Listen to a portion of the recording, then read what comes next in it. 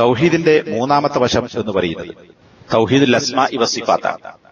സൃഷ്ടാവ് അള്ളാഹു മാത്രമേ ഉള്ളൂ എന്നും അവനെ മാത്രമാണ് ആരാധിക്കേണ്ടത് എന്നും വിശ്വസിക്കുന്ന ആളുകൾ അള്ളാഹുവിന് അള്ളാഹു സുബ്ഹാനഹു വ തആല പഠിപ്പിച്ചിട്ടുള്ള പേരുകളും അവ ഉൾക്കൊള്ളുന്ന ഗുണങ്ങളും വിശേഷണങ്ങളും അത് അള്ളാഹുവിന് മാത്രം അവകാശപ്പെട്ടതാണ് എന്നുകൂടി വിശ്വസിക്കുമ്പോഴാണ് തൗഹീദ് പൂർത്തിയായി തീരുന്നത്.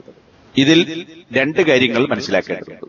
ഒന്ന്, അള്ളാഹുവിന്റെ നാമങ്ങളോ അവന്റെ ഗുണഗണങ്ങളോ വിശേഷണങ്ങളോ ഖുർആനിലോ സുന്നത്തിലോ സ്ഥിരപ്പെട്ടത് നമ്മൾ അംഗീകരിക്കേണ്ടതുണ്ട്. അതല്ലാത്തവ ഉണ്ടാക്കാനോ രൂപപ്പെടുത്താനോ മനുഷ്യർക്ക് അധികാരമില്ല. അതിൽ കൃത്രിമം വരുത്തലാണ്.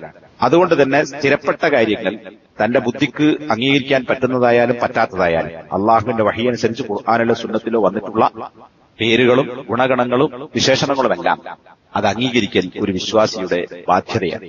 രണ്ടാമത്തേത്, അള്ളാഹുവിന്റെ ഗുണഗണങ്ങളും അതുപോലെ തന്നെ പേരുകളും അത് ഒരിക്കലും സൃഷ്ടികളോട് സാദൃശ്യപ്പെടുത്താനോ തുല്യപ്പെടുത്താനോ അല്ലെങ്കിൽ അങ്ങനെ ഉണ്ടെന്ന് വിശ്വസിക്കാനോ പാടില്ല.